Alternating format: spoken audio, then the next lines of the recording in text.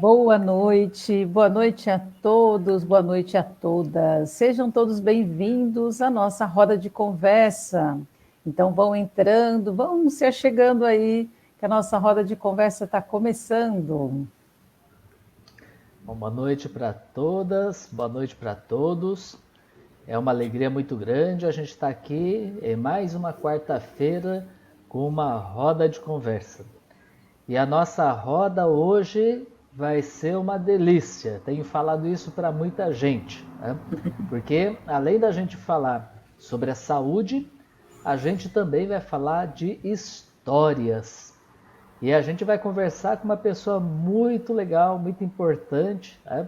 Porque é alguém que acredita nessa missão, nessa tarefa, né? Que faz e faz com muita categoria e, ao mesmo tempo, alguém que é bastante comprometida com a vida. Então, isso faz com que a nossa roda ela seja uma verdadeira roda de vida.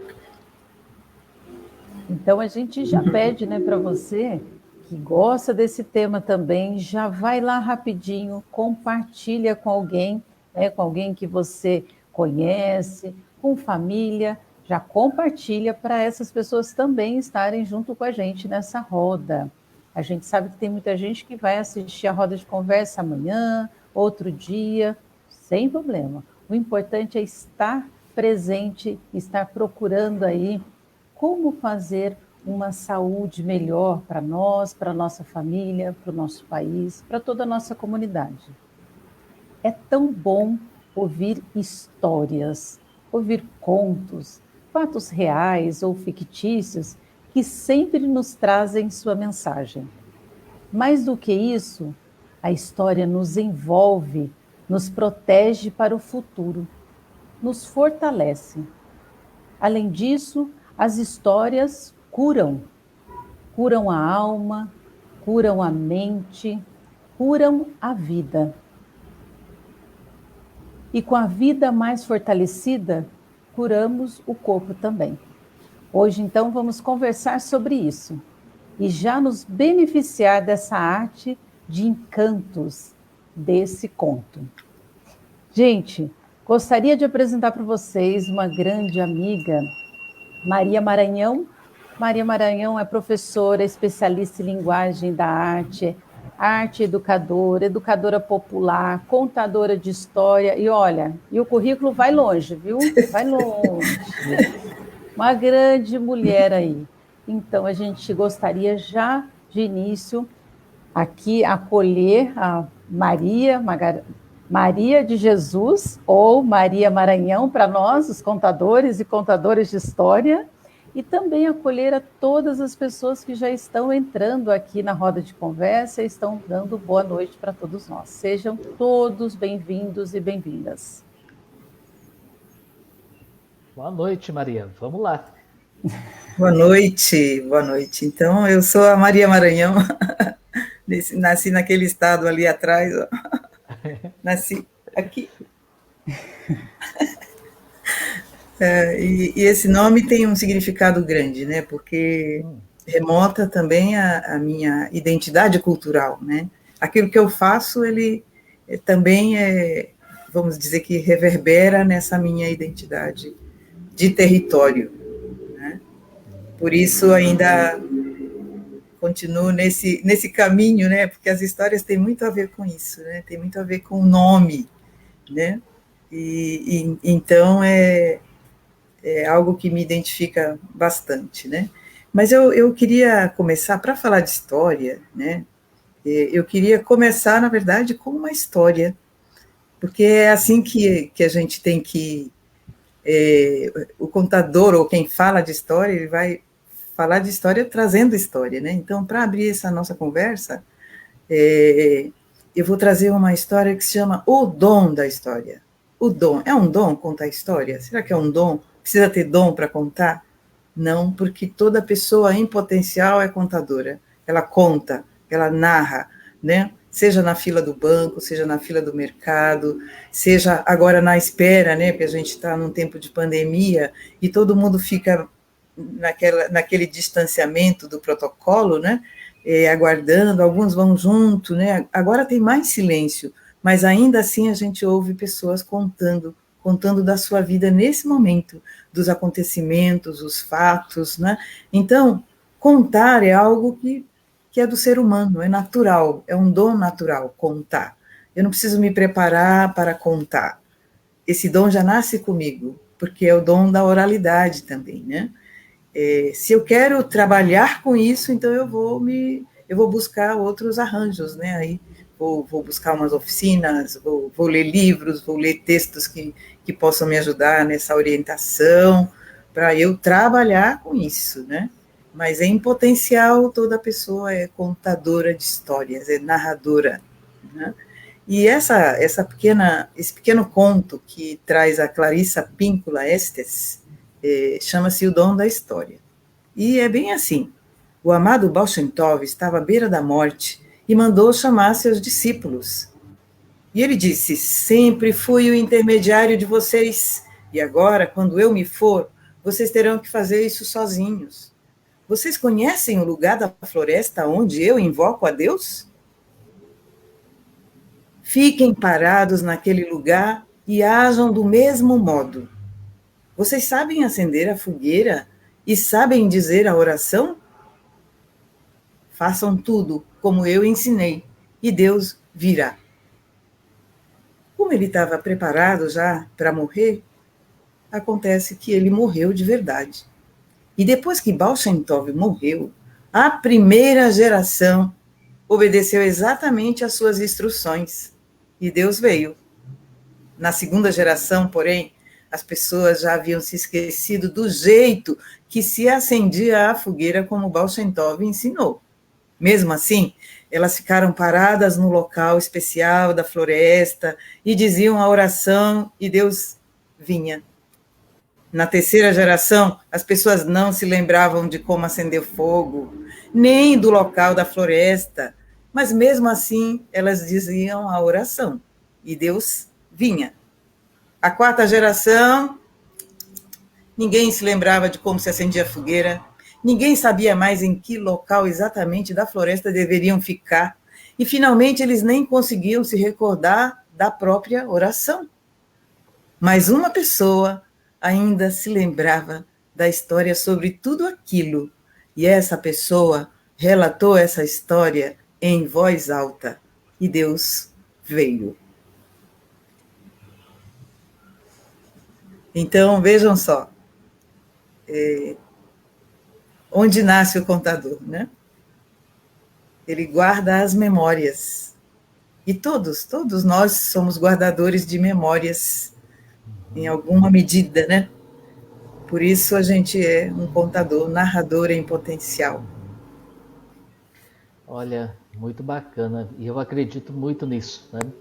Ainda mais porque quando a gente ouve um contador, uma contadora de história, a gente acaba se envolvendo.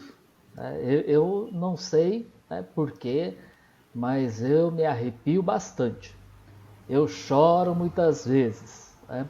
A Salete já dá muita risada. Estou falando por ela aqui, mas ela já dá muita risada, porque às vezes ela está escutando uma história, coisa assim, a gente está no outro cômodo da casa escutando as risadas dela.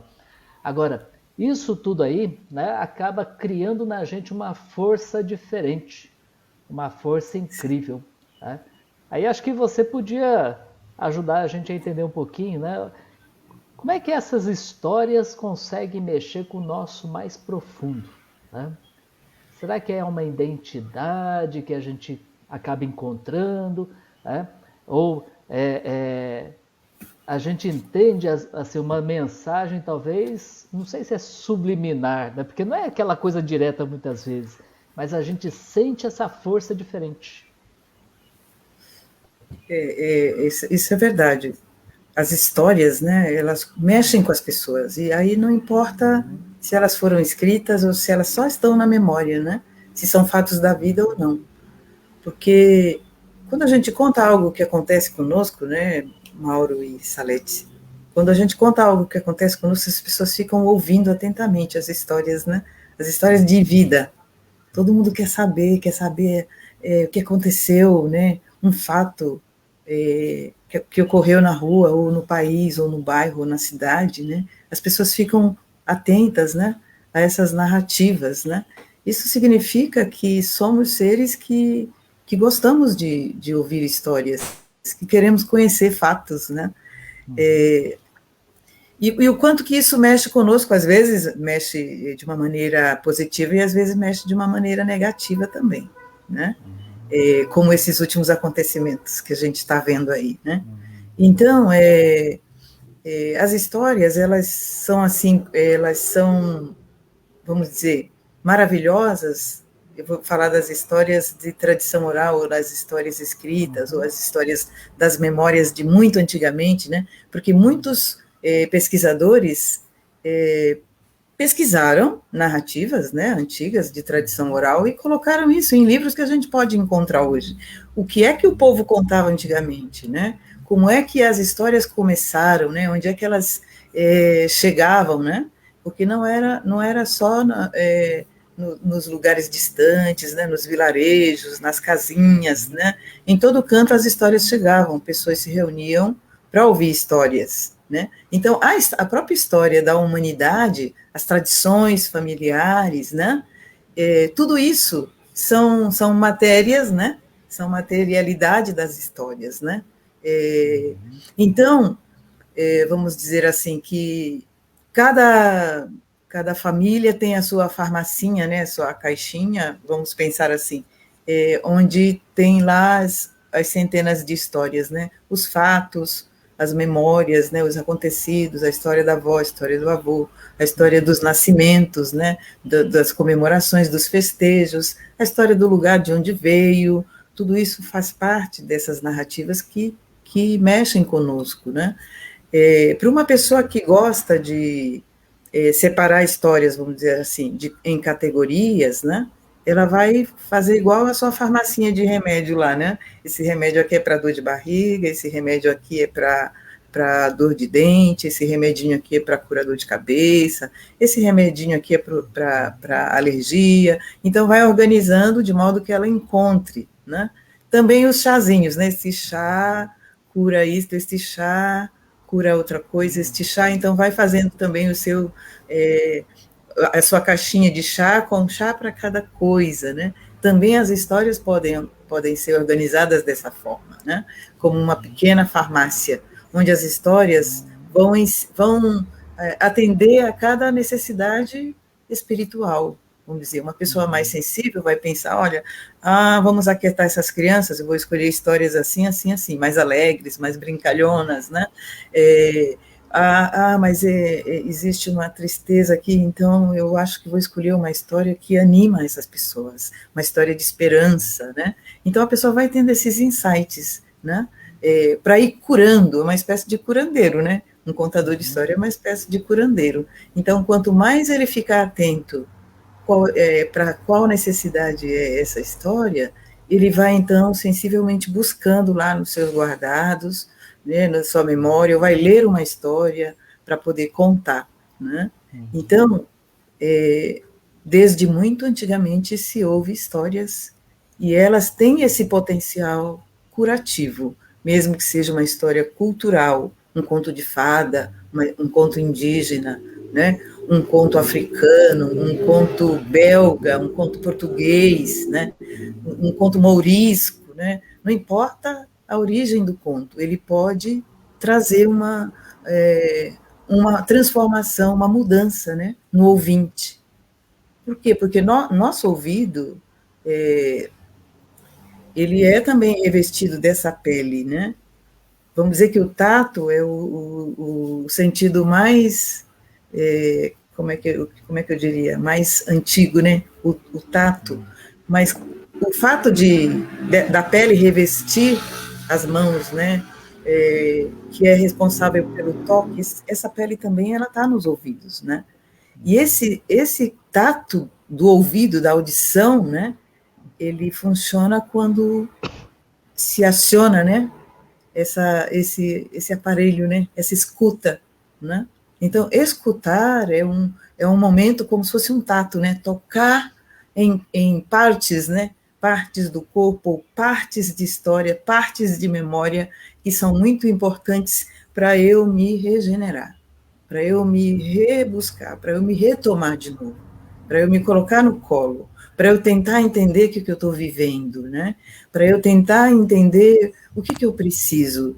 E aí, então, eu vou me inspirar nessa narrativa que me tocou, né? Que tocou essa pele, né? Que tocou os sentidos, e vou me refazer, né? Vou enfrentar, buscar os elementos necessários que o personagem me diz, né, na história dele, na narrativa de vida, na transformação, no enfrentamento da dificuldade, dos desafios, a ponte, né, que atravessou. Então, eu vou me apoiar nisso involuntariamente, para eu tentar resolver internamente aquilo que é necessário, né, para o enfrentamento do dia a dia. Então, as histórias elas vão tomando esse rumo, né? Se eu conto uma história do João, o pé de feijão, por exemplo, uma criança, né? Ela vai dizer, nossa, quanto o João era corajoso, só com 3 grãos de feijão, e ele conseguiu resolver o problema, e ainda encontrou uma galinha de ovos de ouro. Então, é nesse sentido, né? Ou então, o rapaz pobre de Maré de Si, que ele quer ir para a cidade, mas o que ele tem? Não tem nenhum tostão no bolso, mas ele quer ir para a cidade, porque só na cidade ele vai conseguir resolver o problema dele. Quantas pessoas fazem essa viagem, esse trânsito, né? Essa passagem?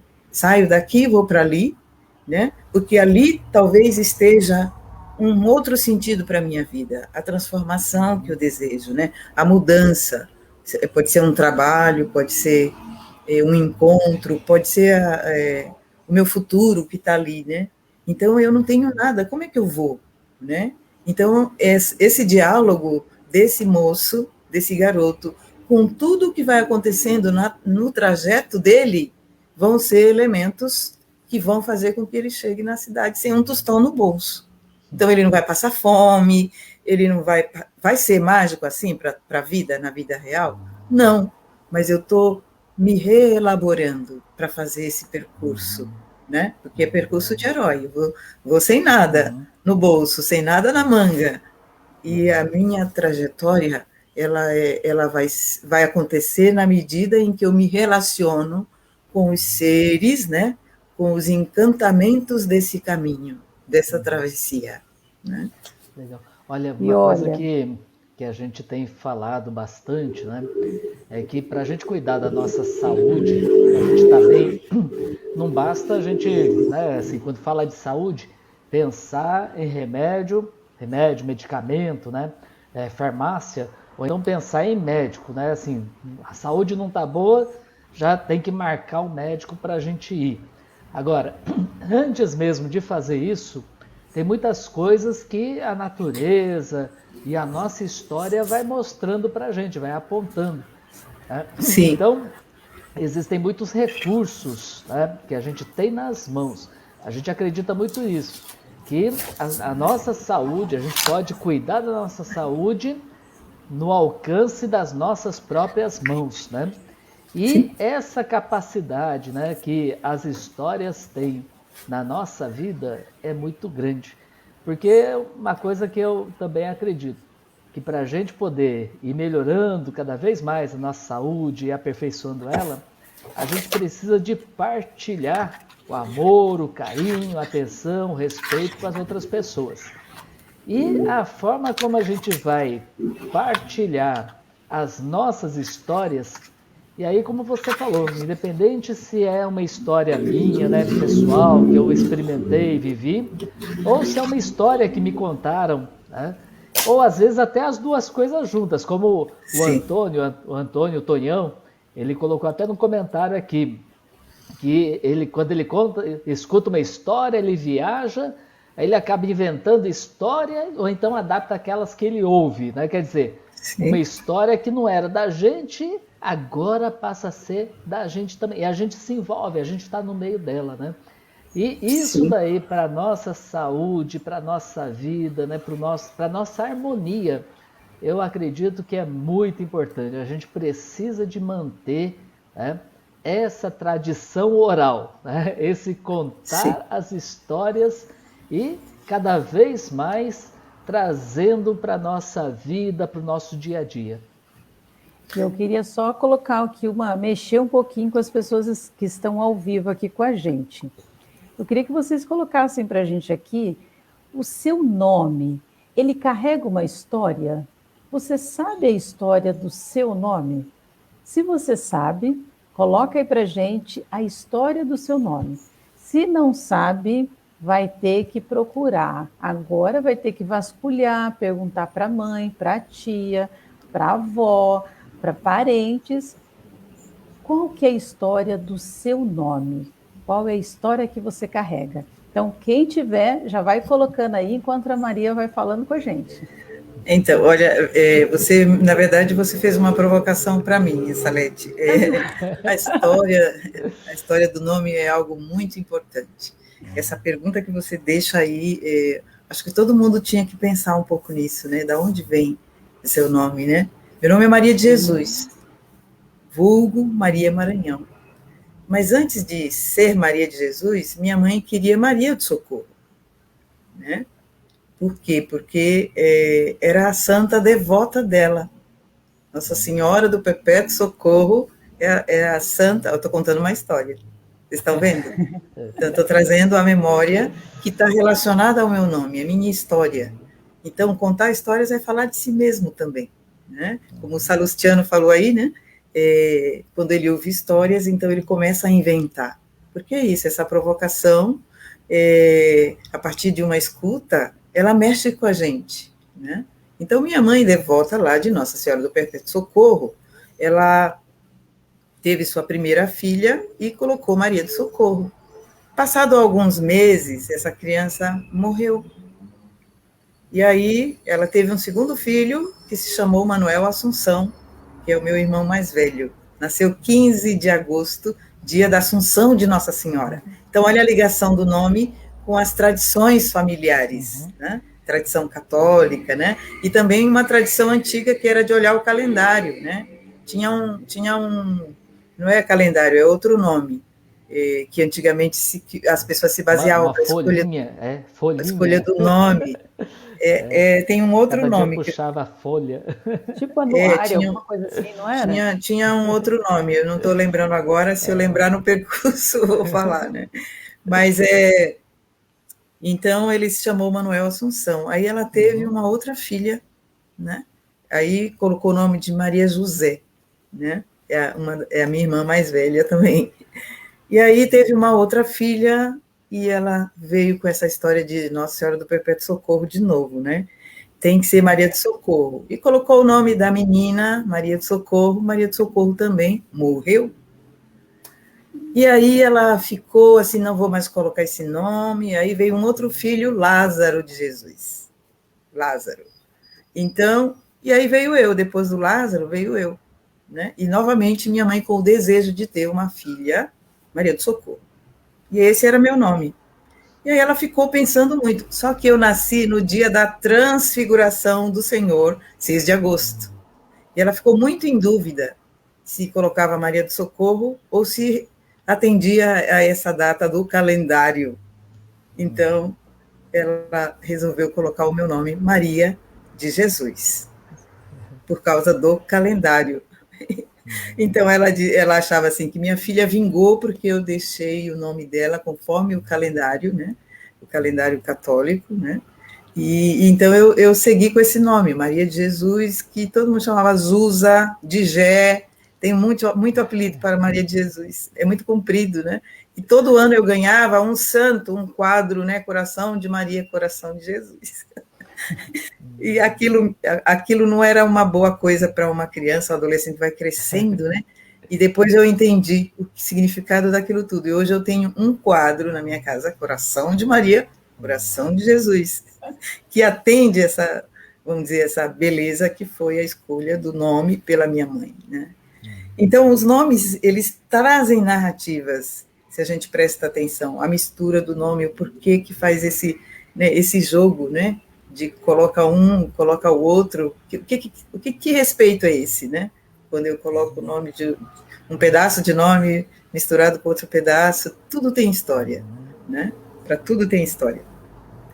E uma coisa que é interessante de perceber também, aí eu volto com o Salustiano, né, que uma história, ela tem funções que, como vocês disseram, Mauro e Salete, né, elas influenciam nossa vida. Por quê?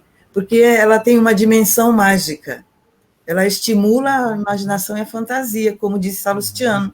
Imediatamente eu começo a criar minhas histórias. Ou uma criança, ou um adulto, um jovem, ele começa a se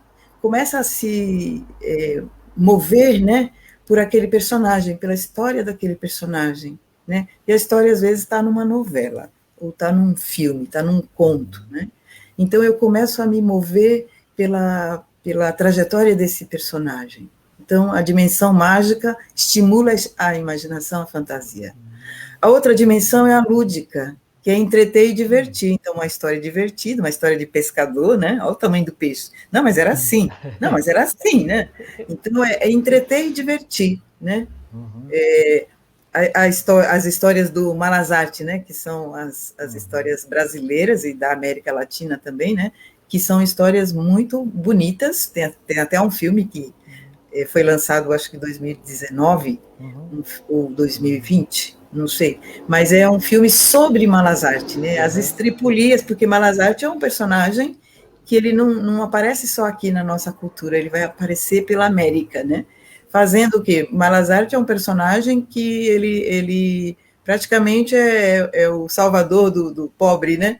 Porque ele vai resolver os casos que a pessoa não consegue resolver sozinha. Então, ele usando, né, sabedoria, né, enrola todo mundo e ele consegue, então, resolver os casos mais escabrosos aí das pessoas do interior. A mais conhecida história do Malazarte é a sopa de pedra, né? Acho que, em alguma medida, todo mundo conhece, né? Porque ele fica cozinhando numa panela disfarçada, está cozinhando pedra e vai pedindo coisas, né? Mas essa sopa ficaria melhor se tivesse uma salsinha. Aí alguém traz a salsinha, né? Mas essa sopa só ficaria melhor se tivesse um toucinho, e alguém traz o toucinho. Então, na verdade, ele vai ali enganando todo mundo e consegue fazer a sopa e todo mundo come, né? Então, é bom conhecer esses personagens que são tipicamente brasileiros. E aí eu estou falando da questão lúdica, né? Que é entreter e divertir.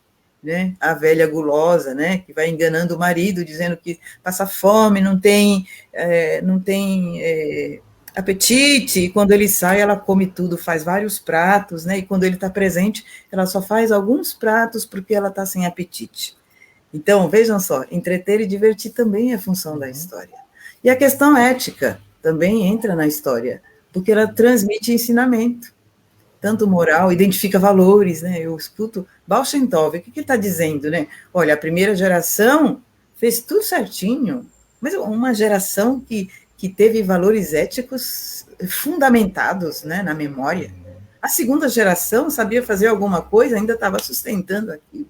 A terceira geração lembrava de alguma coisa, né, para fazer Deus vir, né? E a quarta geração já tinha esquecido tudo. Então, valeu-se da memória, que aí também reside uma ética, né? Da transmissão do ensinamento, né? E a moral aí, ela não é uma moral, né, que apreende, né, que faz com que eu tenha uma visão fechada das coisas. É uma moral que me situa como ser humano, como um ser humano que percebe, né, quais são os valores, né, que atentam para a vida, né? Uma outra dimensão é a espiritual, né, que é a compreensão das verdades, né, da metafísica filosófica, né, dos encantamentos. Não há como não ler um conto ou contar um conto indígena sem respeitar a metafísica da história indígena, né? O que há por trás, né, nessa filosofia, né, dos contos de tradição indígena ou dos contos de tradição oral, os mais antigos, né, do tempo que os animais falavam. Eu até trouxe aqui uma raposa, né, porque é uma história que minha mãe contava, da raposinha, né? Olha, tem a ver com a questão ética e tem a ver com a questão espiritual, né, filosófica, compreensão da verdade. Porque o que é a história da raposinha, né? A mãe raposa está cuidando dos seus filhotes e deixa eles à vontade, né? Porque os animais crescem assim na natureza, né? E uma das raposinhas se desgarra da mãe e vai conhecer o mundo, né? E ela encontra um outro bichinho, que é um pintinho, ó. E aí eles se conhecem, a raposa não sabe o que é um pintinho, o pintinho não sabe o que é uma raposa, e eles ficam amigos. Para além, né? Para além de saber qual seria o destino dos pintinhos, das aves, né? Quando encontra um animal, né? Que é o predador dele, né? Que no caso é a raposa, né? Então eles brincam de luta, e aí limpam aquele local para se encontrar todos os dias na mesma hora, porque eles são amigos. E passa muito tempo eles naquela brincadeira, até que a mãe galinha percebe que todas as tardes o pintinho não está em casa. Para onde será que ele vai? E aí, naquela tarde, ela espera ele chegar para poder conversar. Questão ética, né? E aí, a raposinha também. A mãe chega e presta atenção que a raposa sempre desaparece naquela mesma hora e demora a voltar. Então, naquele dia, ela vai esperar a raposinha para poder perguntar onde é que ela anda indo, que não está contando para ninguém. E aí, a galinha confronta o pintinho. Onde é que você estava? Eu estava ali. Ali aonde? Brincando. Brincando com quem? Com a raposinha. Você estava brincando com a raposa? Como assim? A raposa nos come, meu filho. Você tem que ter medo dela, se proteger. Nunca mais encontre uma raposa na sua vida. E quando você encontrar, fuja imediatamente. A raposinha chegou em casa, a mãe disse a mesma coisa. Onde é que você estava? Ali. Ali aonde? Brincando. Brincando com quem? Brincando com o pintinho. Como assim? E você comeu ele? Não, ele é meu amigo. Como assim, amigo? Raposinha, pintinho, galinha, tudo que tem pena são nosso alimento. Volta lá e devora esse pintinho. E aí a raposinha construiu uma ideia de que toda ave, toda penosa, é alimento dela. E o pintinho também aprendeu que ele deve se defender da raposa. Mas os dois foram no encontro, cada um com uma verdade, uma ética, né? Uma compreensão. E aí a raposinha disse, ei, pintinho, vamos embora brincar, vamos. E o pintinho disse, raposinha, o que tua mãe disse de lá, a minha disse de cá. E foi embora, antes que a raposa tomasse qualquer atitude. Então, vocês estão vendo? Então, aí tem a questão ética, né? É lúdica, entreter, divertir. Imaginação, fantasia, do tempo que os animais falavam. Os ensinamentos morais, os valores, né? E a compreensão das verdades, que é espiritual, né? Metafísica. E terapêutica, encontrar nos personagens situações, né? Que se adequam à nossa vida, que são parecidas, né? Olha, você está vendo? Minha mãe costumava falar assim, pinto que não ouve o chamado da galinha, gavião vem e come. Ela dizia isso sempre. A gente saiu do interior da roça, onde a gente nasceu, foi morar na cidade, e minha mãe sempre dizia a mesma frase. Pinto que não ouve o chamado da galinha, gavião vem e come. Meu irmão saía, demorava, ou algum de nós demorava, vocês estão vendo? Olha, é por isso que eu sempre digo, pinto que não ouve o chamado de galinha, gavião vem e come. Ou seja, ela estava fazendo o quê? Transmitindo esse ensinamento. E nessa história que ela contava para nós, talvez ela nem tenha percebido essa dimensão toda, ou essas dimensões todas, porque não é necessário que o contador tenha essa compreensão, né? Eu estou falando aqui porque a gente está numa roda de conversa, onde é preciso perceber essas dimensões, né? De uma história, de um conto, né? Então, essa dimensão terapêutica, né? Ela vai nos orientar para compreender o nosso mundo, entender os conflitos, né? Olha só, agora raposa e pinto não se encontram mais, né? Então eu preciso entender esses conflitos do meu mundo, do meu tempo, e aprender a lidar com eles, né? Então, esse é o lado bacana das histórias. E interessante que a liberdade, ela é respeitada, porque cada uma que escuta essas histórias vai buscando, a partir da sua própria experiência, o entendimento, a compreensão daquilo que a história está significando para ela. E aí não é aquela coisa assim, né, de que você vai educar, entre aspas, né, um filho, uma filha, uma criança, né, e fala para ela, é isso aqui, né? Não, não é isso aqui, né? Contou a história e ela vai chegar a um discernimento, ela vai desenvolver, né, uma vivência, né, para aquilo que vai aplicar na sua vida. E acho que isso é muito bacana, muito importante, essa liberdade, né? Isso. Vamos dizer, uma criança que escuta uma história como essa, né? Ela vai estar sempre tentando relacionar isso com a vida, né? Olha essa dimensão, né? Que a história está muito ligada com a nossa vida, com o cotidiano, né? Pode ser uma história qualquer de jacaré, transformação, né? Encantamento. Em algum momento ela chega junto com um fato que está acontecendo ali na nossa vida, né? Legal, muito bacana. Eu fico refletindo bastante, né? Agora, você dizendo essas coisas, quando a gente está na mesa, aí a Salete pergunta alguma coisa, ou eu, aí meu pai começa a contar as histórias da vivência dele, né? Sim. Uma vez ele até foi na escola da minha filha, que convidaram ele por ser japonês, né? Era na época dos 100 anos da imigração japonesa. Aí pediu para ele falar algumas coisas e ele foi contar, né? E olha, histórias até engraçadas, né? Mas daquilo que ele experimentou, mas justamente para mostrar para a gente que, olha, é engraçado, mas é sofrido, quer dizer, o sofrimento humano, né, faz parte da nossa formação, por isso que a gente é o que a gente é hoje, né? Mas com esse sofrimento, né, ele é a pessoa excelente que é saudável, forte, cabeça aberta, né? Mas essas histórias aí realmente elas encantam, né? Porque a gente é outra pessoa, a gente é mais. Então, e tem uma questão, vamos dizer assim, dessa nossa diversidade, né, brasileira, dessa mistura de matrizes, né, indígena, africana e europeia, né, sobra muita coisa para nós, né, para essa composição do que é, dessa essência, né, do que é ser, então, esse brasileiro que é um ser de muitas misturas, né. Tem um pensamento que foi escrito, né, por um escritor malinês, né, do Mali, que ele era um pastor, né, ele pertencia ao povo Fula, pastores que guiavam rebanhos por toda a região da savana africana, né, procurando pasto, água fresca. Então, este Amadou Ampateba, ele escreveu um pensamento que é assim: as pessoas da pessoa são numerosas na pessoa. Olha esse trocadilho. Entender isso é olhar para trás e perceber a sua linhagem, né? Tudo que tem atrás de você e que faz com que você seja essa pessoa com todas essas dimensões, né? De ética, de moral, de cuidado, né?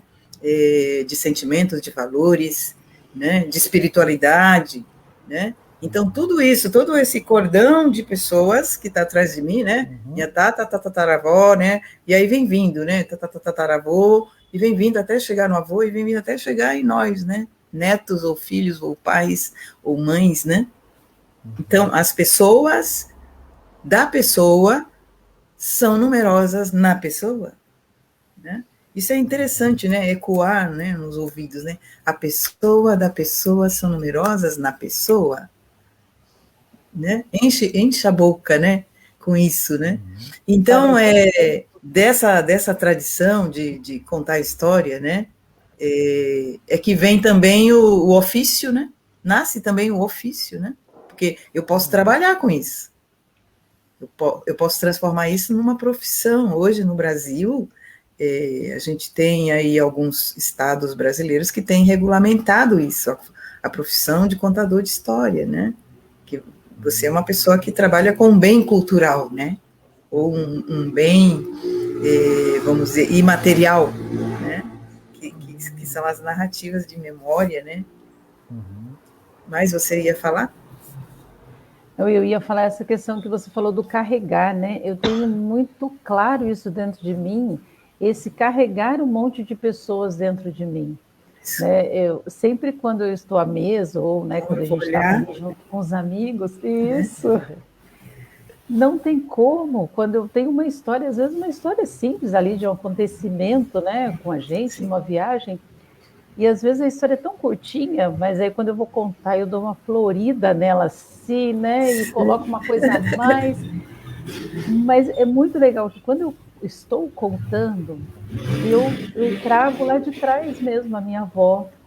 Ela gostava de contar história e parece que ela narrava de uma forma tão gostosa, tão alegre, divertida, né? A gente olhava assim para todo mundo rindo na mesa, e falava, nossa, mas não foi assim que aconteceu. Aí ela falava, mas foi sim. Aí depois a gente falava, não foi não, foi mais simples. Ela falou, mais simples, mas não teve graça. O jeito que aconteceu não teve graça. Então ela precisava colocar um pouco de mais de vida ainda naquele fato, né? E eu vejo muito isso em mim. Né? Eu trago isso deles lá de trás. Né? Então, veja só, a história, que bacana isso, Salete. Eu costumo dizer assim, que as histórias, hoje são produzidos muitos livros, né, muitos contos pensando na criança, mas tem histórias que são muito bobinhas, que não te dão os artefatos, né, aqueles subsídios para você ir para o enfrentamento. Então, uma história bobinha não ajuda uma criança. A gente tem que ser seletivo, né? Então, a criança tem medo da morte. Não, ela não tem. Ela quer evitar isso. Então, como é que eu trago isso com as histórias, né? Ou como é que eu lido com os temas que para a criança são difíceis de lidar com as histórias? Daí eu escolho boas histórias que trazem esses temas que as assustam, né? Para elas poderem, porque elas precisam de desenvolver esses mecanismos de autodefesa, né, de fortaleza, que ela não fará se a gente ficar negando para ela esse direito de, claro, saber as narrativas em potencial como elas são. Então, o politicamente correto que muita gente faz é negação, né? Então, é necessário que eu conheça de fato o que é a tradição, né? Vamos falar da tradição oral, das histórias, do como elas são, né? Ou as histórias hoje, que são produzidas hoje, quais são as que são mais adequadas para, em potencial, empoderar crianças, jovens, mulheres, homens, né? E para isso eu tenho que ser seletivo, né? Dentro dessa linha, né, das dimensões, né, do encantamento, da ludicidade, né, da questão ética, a questão da espiritualidade e outras dimensões, claro que vão ter muitas dimensões, né, aí eu tenho que ser um pouquinho, numa roda de contador vale tudo, né, mas se eu estou num grupo terapêutico, né, aí eu vou tentar trazer aquilo que vai trazer esse empoderamento para a menina, para a mocinha, né, para o menino, para o rapazinho, para os jovens, né, para os adultos, para os idosos, né. Por um longo tempo, vamos pensar assim, que quando você, Salete, lembra da história, você pensa na sua avó. Mauro pensa na avó, no avô, né, nas histórias que foram narradas por gente velha, né, por gente velha, né, e que não é o quadro hoje, né, não é esse quadro hoje. As pessoas velhas não estão contando histórias por quê? Porque foram tirando o idoso das funções, né? A chegada da tecnologia, os tempos modernos foram tirando o idoso daquilo que ele sabia fazer mais, né? Que é lidar com a vida, lidar com as narrativas. Então, esse poder está, né, nos equipamentos, né, nos botões, né, nas antenas, né? Então, como é que isso chega agora? Como é que eu consigo recriar na minha casa esse ambiente da roda, onde eu posso me engalfinhar na perna do meu pai, da minha mãe, né? Sentar no chão, né? Traz o chá, vamos trazer os chás terapêuticos, né? Traz o chá, o café, a bolachinha, os apetitosos quitutes que são feitos na casa, né? Ou que trouxeram do mercado também. Como é que eu recrio esse ambiente onde a narrativa é importante? Olha, agora quem vai falar, né? A criança tem poder hoje. A criança narra. Então eu coloco ela no centro da roda. É o jovem que vai falar. Eu coloco ele no centro da roda. Ou é o tio, a tia, a bisa, o biso, né? A mãe, o pai. Então essas pessoas precisam ter o seu lugar garantido nessa roda. Mas a gente precisa recriar isso. A gente vive num tempo de muita surdez, né? Onde a gente ouve tudo ao mesmo tempo e não ouve nada, porque não degusta, né? Não atravessa na gente, a não ser que seja algo muito impactante, né? Então é preciso recriar a escuta em tempos em que a surdez é um malefício, né, para nós, né? Então, contar uma história hoje, aí o contador, né, ele busca ferramentas, né? Vai olhar lá na história, né? Vamos dizer que a gente talvez não esteja lidando com contadores aqui, mas vai olhar para a história. Como é que lá na África contavam histórias? Tinha que ter uma chamada antes, né? Tinha que ter um chamamento antes, né?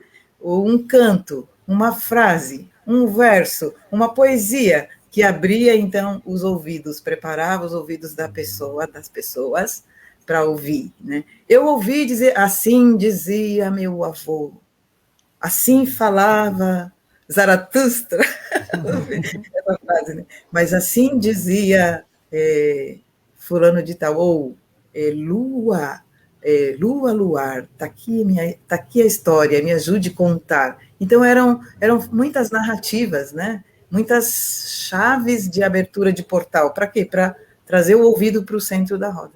Porque agora é uma escuta muito especial. Então é preciso fazer isso também, recriar o ambiente das histórias nas casas, principalmente agora na pandemia, né? Porque, olha só, tem até um ditado num livro que eu estava olhando hoje, que assim, é uma história por dia e o médico não é necessário. Está muito bem escrito isso. Uma história por dia e a gente, então, deixa o médico de lado. E eu já ouvi médicos dizendo isso. Por que o médico não pode ler uma poesia para o seu paciente? Por que o médico não pode contar uma história para o seu paciente? Por que o médico não pode cantar uma música para o seu paciente?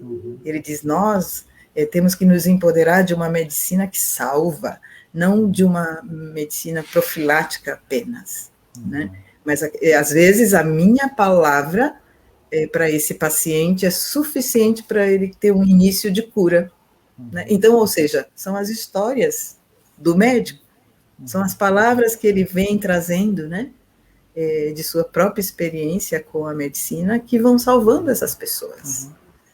É uma coisa que você disse aí, eu tenho, bom, ultimamente eu, a Salete, a gente tem acompanhado um pouco alguns cursos de medicinas tradicionais, né?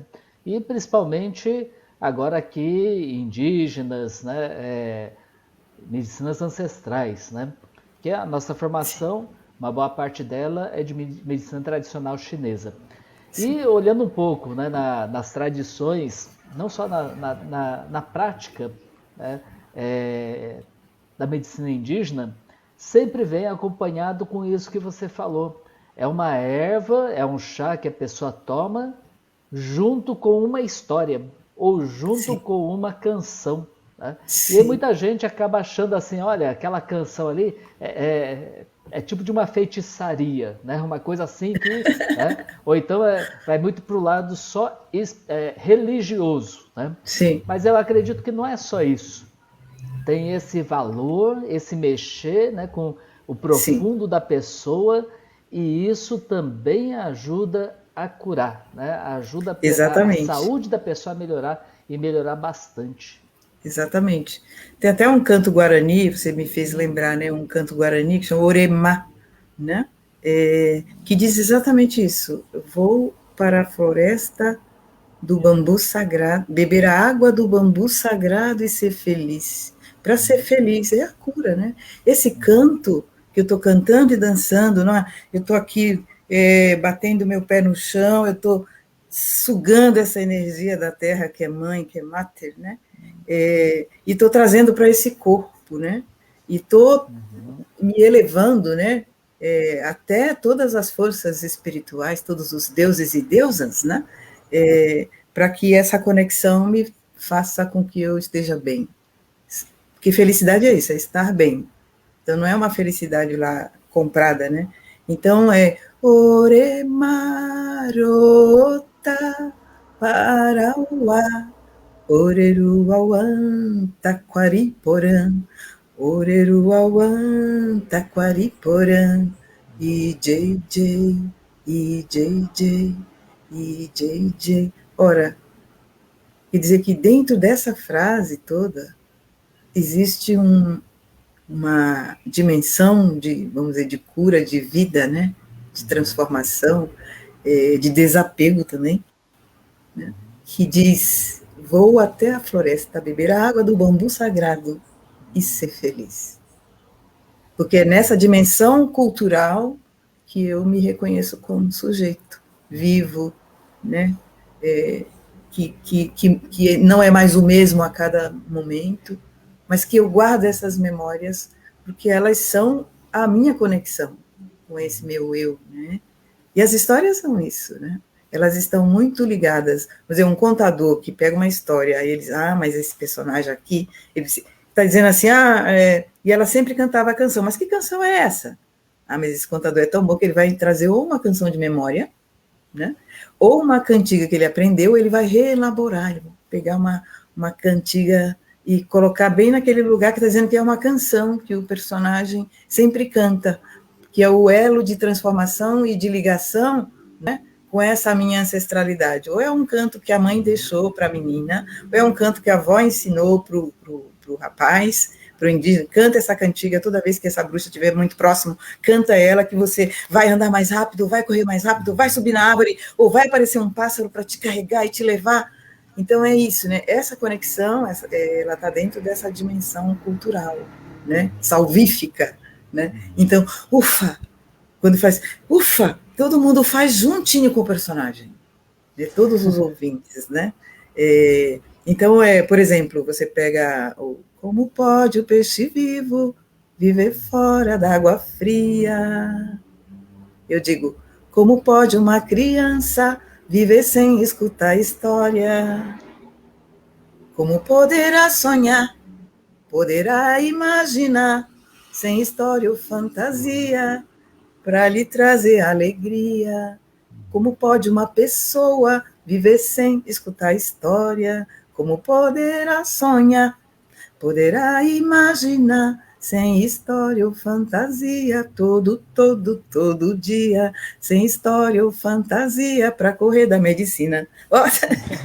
Aí é uma brincadeira minha. Mas então, você pega, você traz esse elemento vivo e você vê a transformação no olhar das pessoas, o jeito como elas saem, o jeito como fica tudo, né, ali. Né? O diálogo desnecessário, porque são olhares, expressões, gestos que vão surgindo ali, né? Nessa confirmação. Né? Tem uma história, eu não sei se tem tempo ainda. Pode, tem tempo ainda, pode falar. Então, eu estava falando, né, que tradicionalmente, se a gente vai estudar mesmo o contador de história, a figura do contador de história, a palavra do contador, né, que tem muito material para estudo. Tem muito. Para quem quiser se profissionalizar, tem muito material. A gente vai perceber que, ao longo da história da humanidade, pessoas contaram narrativas para o encantamento. No Brasil, a gente tem um grande pesquisador, que foi o Câmara Cascudo, né, que compilou isso em pequenos, categorizou, né, se baseando em outras categorias também da Europa, né, também ele foi organizando isso. E aí você tem histórias de encantamento, tem facécias, tem contos de morte, né, como a menina enterrada viva. A menina enterrada viva é a minha história do coração, porque toda vez que eu contar ela, eu vou lembrar da minha mãe que contava. E é claro, eu vou lembrar do jeito que ela cantava a canção da menina, né? E eu ouço outros contadores por aí contando, e eu digo, não, essa história não é a mesma. Não é a mesma. Por quê? Porque na minha memória afetiva tem a minha mãe contando essa história da menina enterrada viva. E o Câmara Cascudo traz uma história pequenininha, curtinha, né? E ele traz ela e traz esse canto que aparece, né? Também nessa história. Então, um contador que não sabe, ele vai inventar um canto, mas quem passou pela experiência de alguém também que um dia inventou o canto, né? Porque eu acho que não, as histórias vão se modificando conforme elas andam, né? a gente vai encontrar uma mesma história contada aqui, na Áustria, na Alemanha, em Portugal, né? Os elementos, os arquétipos delas estão ali, no eixo, mas há outras, né? Outras abordagens, né?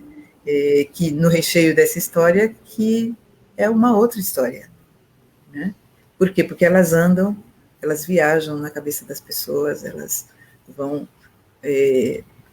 encantando, às vezes o contador não lembra, ele inventa um pedaço para aquela parte, né? E aí elas vão se modificando, é igual cantiga, né? Você ouve uma cantiga, diz, não, mas essa cantiga não era assim quando eu brincava, né? É claro, porque ela chegou lá na outra região, lá no Sudeste, né? Não é mais o Nordeste. Aí a pessoa que começou a cantar ali e brincar, não lembrava direito, vai cantando do seu jeito, e aí a gente tem muitas expressões do mesmo material cultural, né? Então, esse contador de história, ele vai aprender muitas fórmulas de abrir portal. Ó. Contar uma história é abrir um portal, porque quando eu entro lá dentro, eu não estou mais no tempo real. Eu estou lá onde está o personagem, eu estou naquela árvore, naquele rio, eu estou vendo aquela cobra, né? Eu estou vendo os olhos da serpente bailando na água, conforme ela disse, né? Eu estou vendo a onça sem olhos, eu estou vendo a onça presa no buraco, feita pelo caçador, esperando a hora de morrer. Então eu estou lá, junto com a onça, arfando. Por quê? Porque a gente vive tudo aquilo, só com a voz do contador. Né? Então, atravessar esse portal e depois trazer de volta. Entrou pela perna do pinto, saiu pelo bico do peru, quem souber que conte mais um. Eu estou trazendo de volta as pessoas para este tempo real. Né? Então, essas fórmulas que foram inventadas há muito tempo atrás, elas são muito vivas. Precisam ser reaprendidas hoje.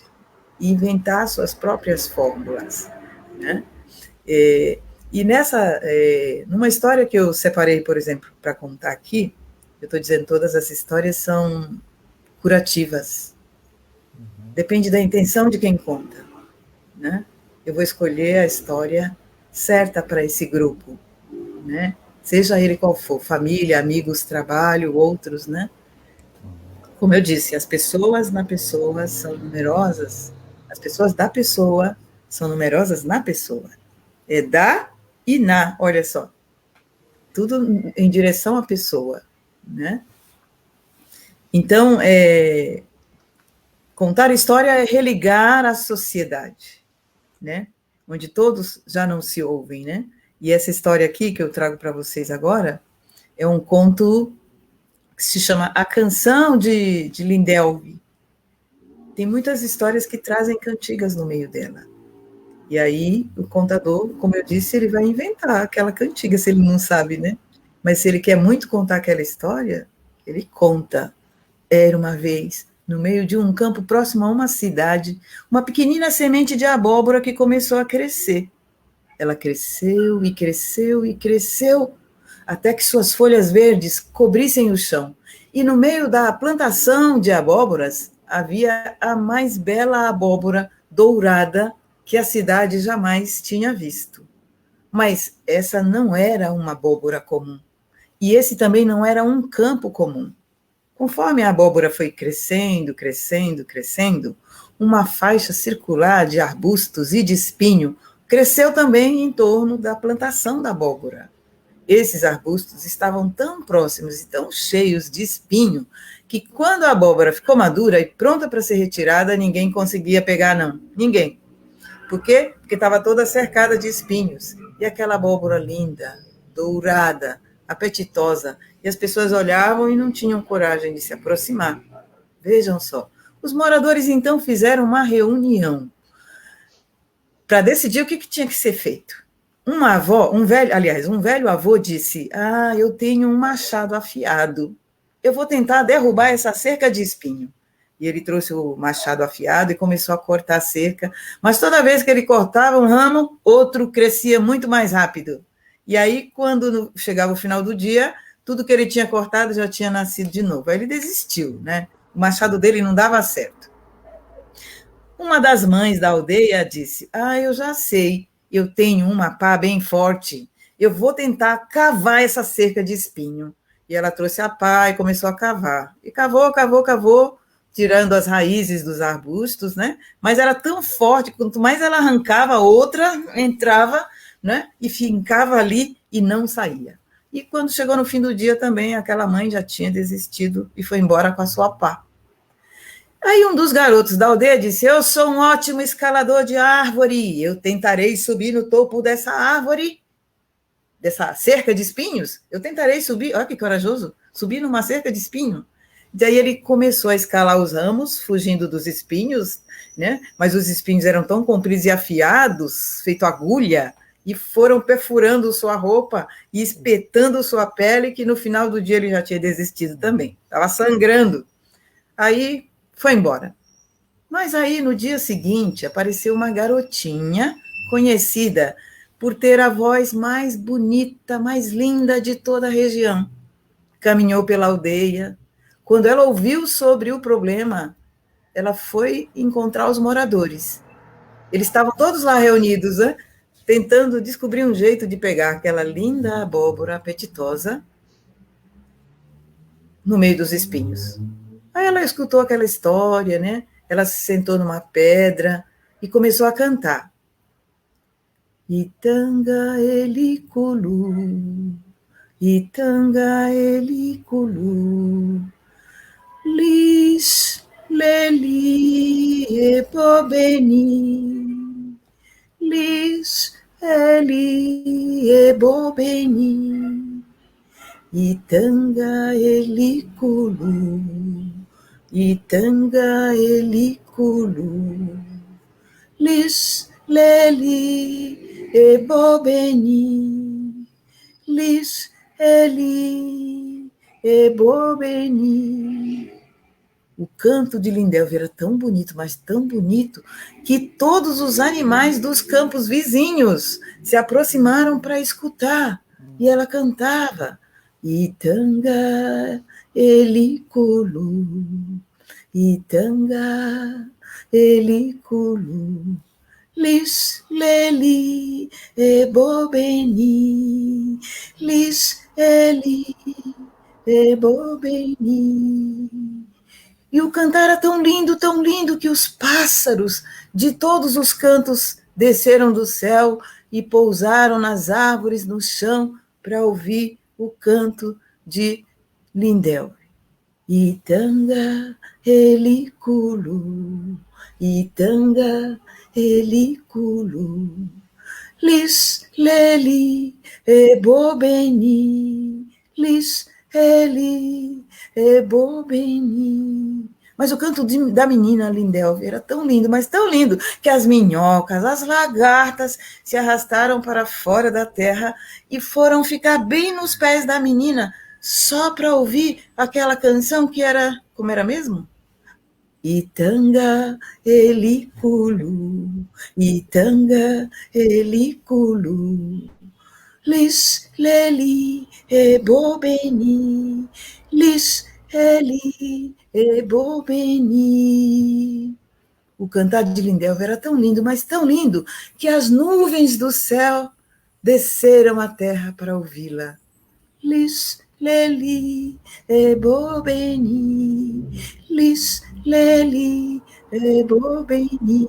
E uma pequena nuvem desceu tão baixo, tão baixo, parou em frente à menina e Lindelva parou de cantar.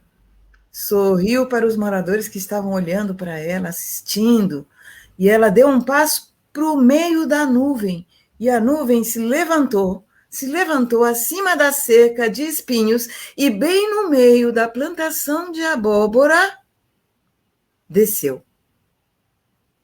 E aí Lindelva pegou a bela abóbora, arrancou do seu talo, e a pequena nuvem levantou de volta, e depois deixou a Lindelva no chão.